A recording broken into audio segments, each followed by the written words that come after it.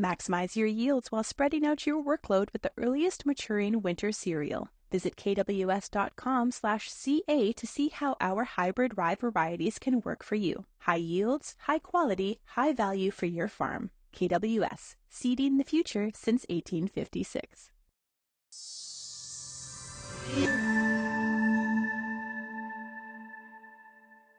Joining me now is Dr. Tim Arthur. He's now the newly minted president of the Canadian Veterinary Medical Association. Tim, welcome here.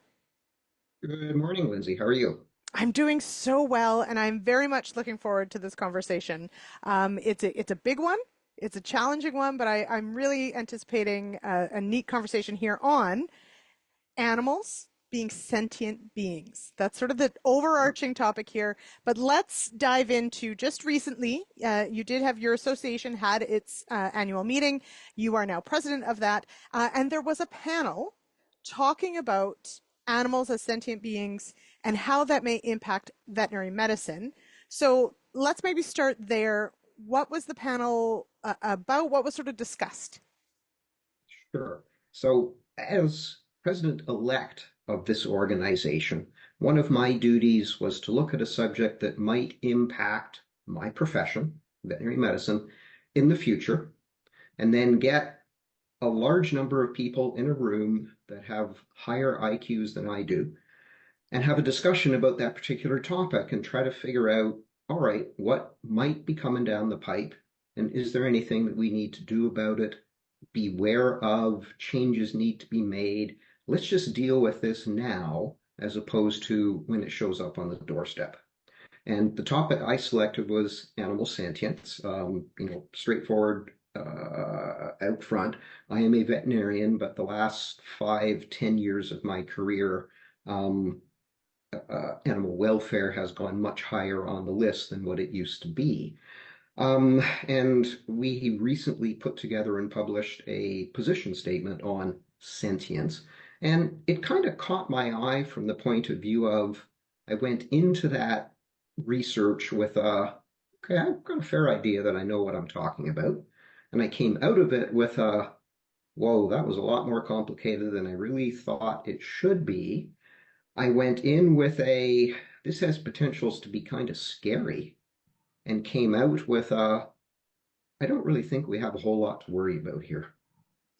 So, as a livestock producer myself, and a large part of our audience would be, I think many of us might sit on that same side of this has the potential to be very scary for what we do as a profession. So I hadn't actually thought about it from the veterinary perspective, but I think that would be a commonality potentially for other veterinarians as well as livestock producers. So let's explore that a little. Sure. Why after sort of delving into this, do you feel somewhat more perhaps at peace with this not maybe being super scary? Right. So let me give you the worst case scenario that some people would bring up that you kind of went, yo boy, yeah, this is going to be a problem. And that one would be that I'm a veterinarian. I practice on patients. In my case, they're mostly dogs and cats. I do a bunch of wildlife work. And let's just say I do something wrong. Didn't mean to do it wrong, but nevertheless, something was wrong. And so I am now in front of the courts with a very angry guardian of that animal that I harmed. And there currently is a huge difference between what I, as a veterinarian, may be, tasked at by the courts versus if I was a physician and I had harmed a child. Now, I think all of us would accept that a child is sentient. What happens if we put that moniker on a dog? Does that mean that as a professional, I now have an awful lot to worry about?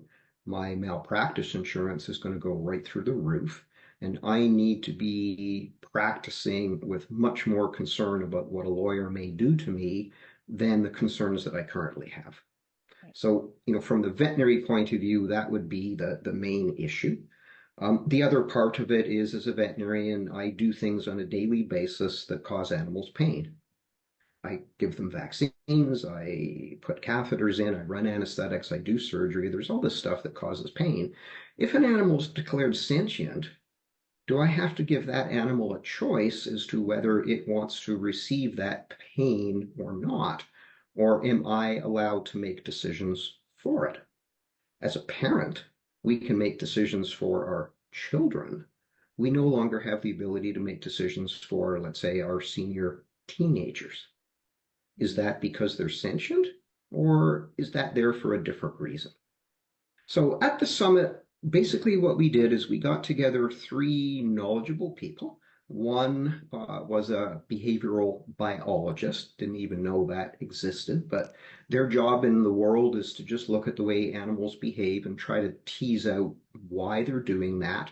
But, from a strictly scientific point of view, we had a lawyer from Quebec who went through what has happened since Quebec wrote sentience into their animal welfare legislation. And they did it about 2 years ago.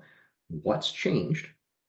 And then we had a veterinarian from Europe, and there are a number of countries in Europe where sentience has already been recognized.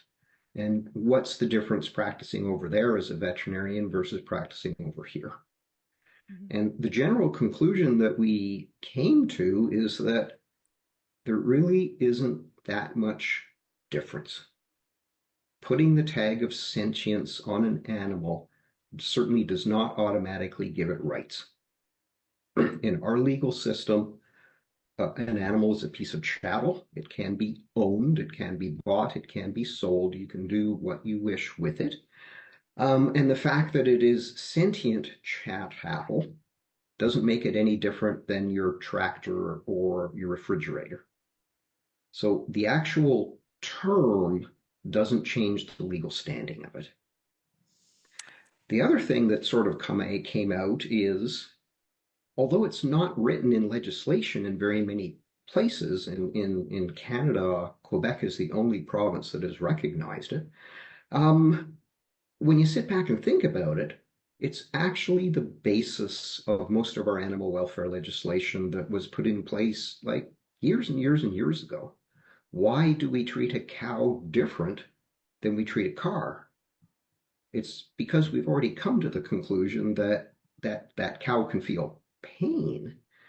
But the next step is, yourself as a farmer, I'm pretty sure you've already come to the conclusion that you can tell a happy cow from an unhappy cow, and that's very different from a painful cow versus a non-painful cow. There's places they want to be, there's places they don't want to be, there's places, they want to congregate, most of them don't want to be singles.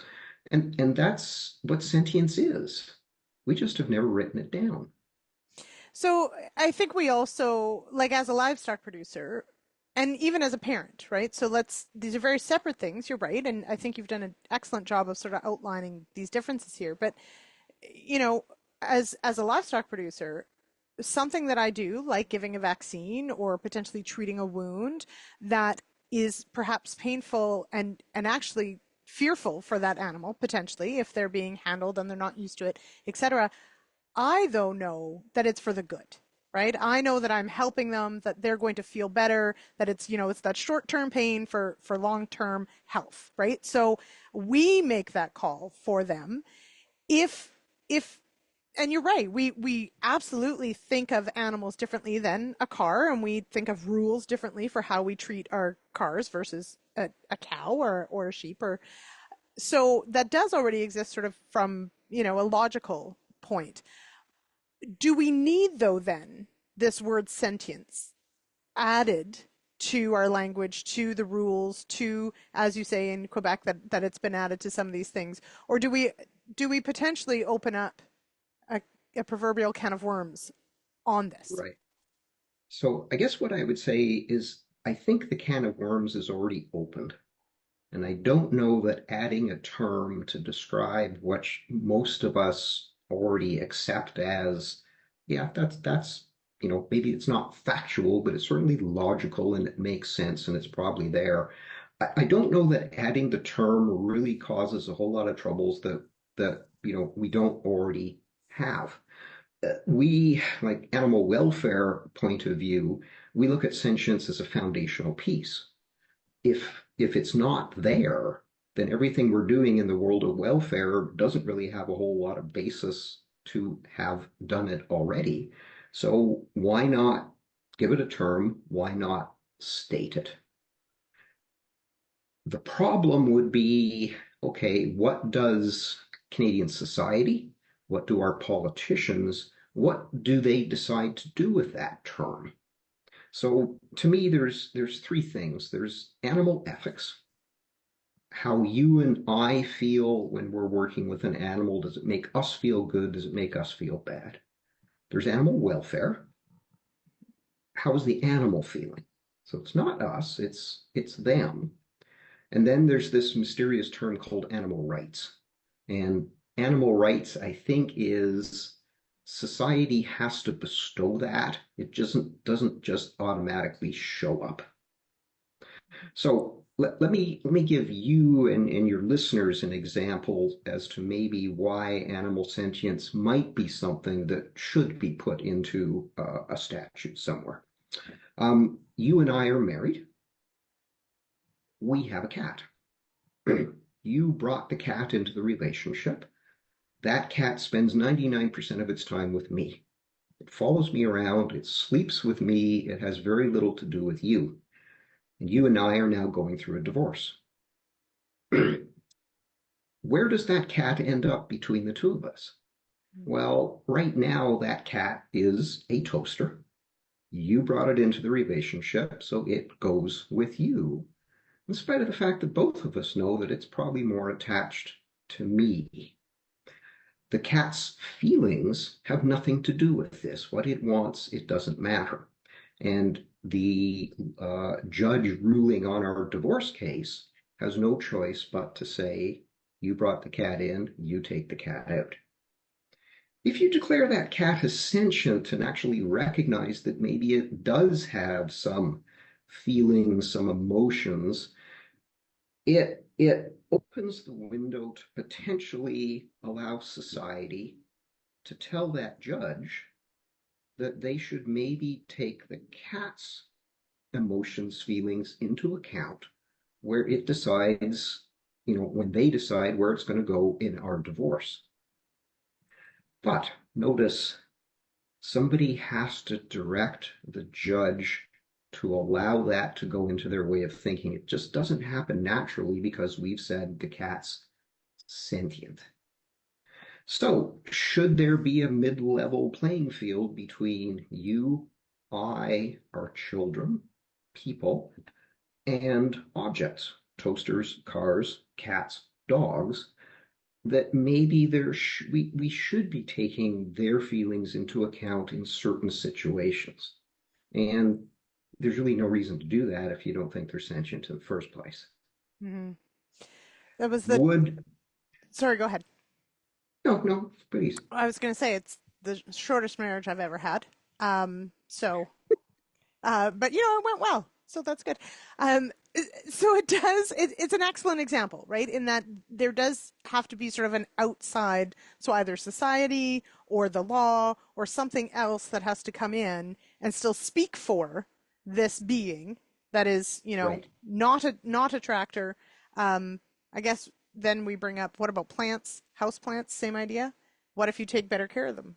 But I guess that is, and maybe that's where we'll end it, because I think this is a fascinating conversation, and it does have implications potentially, as you've noted, but that as a society we have to sort of push for those and allow those implications and how far that they go.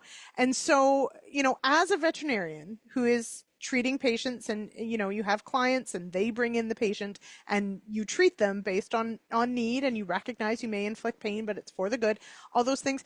Do you, as a veterinarian, then, having gone through and having this discussion and reading the literature and that, you seem okay with adding this?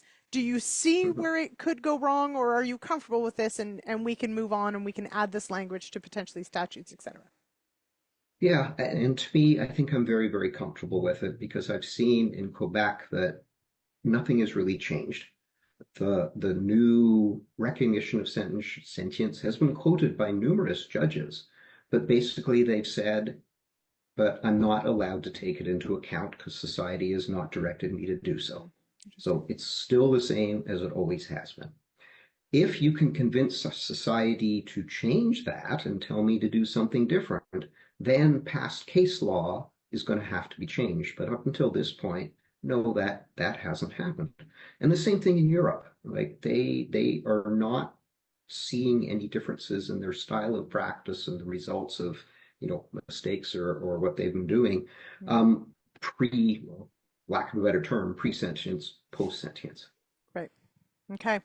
Now, do you see, and this is, projecting outward and I don't expect to hold this to hold you to account on this, but do you see a time where adding this in and potentially adding it into statutes or to law, or et cetera, does create more risk to veterinarians from a litigious side? I personally, no. I Okay. just, all the discussions that have gone through, and obviously I took, 6 to 8 months to plan this, we call it summit. And nowhere over that time frame did I really run into ooh, I better pay attention to that. I ran into lots of, oh yeah, it's great. And once that's in law, then people won't be allowed to eat beef anymore. And it Mm, was kind of, I'm sorry, like, how did you get from A to B? Because right. I can't go that direction. The two of them have nothing to do with each other. I've Right. had other people that, finally it'll be okay to eat horse meat. And it Interesting. was, well, this isn't going to make any dang difference to that. That's a societal ethical decision. That's got nothing to do with saying a horse is more sentient than a cow is. Like Mm, sentience is sentience, and we as a society will decide to do what we decide to do. I think it would be nice if we could potentially at some point take a little more of the animal's best interest into account when we're in a legal setting. But I'm also a firm believer that most farmers already do that. It's just people like me that live in the city, depending who you listen to, they can come up with some pretty odd ideas about what happens, when you're in the barn. They just have a lack of information. hmm.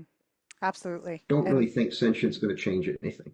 hmm, but those of us who raise livestock probably could share a little bit more, perhaps, if people want to know. Or the media could share it, or certain people that have, a vested interest in making agriculture look bad. Hmm. Somehow you have to combat that. But, looking at the election that's going on south of the border, good luck to you. Mm, that, It's super hard to combat misinformation.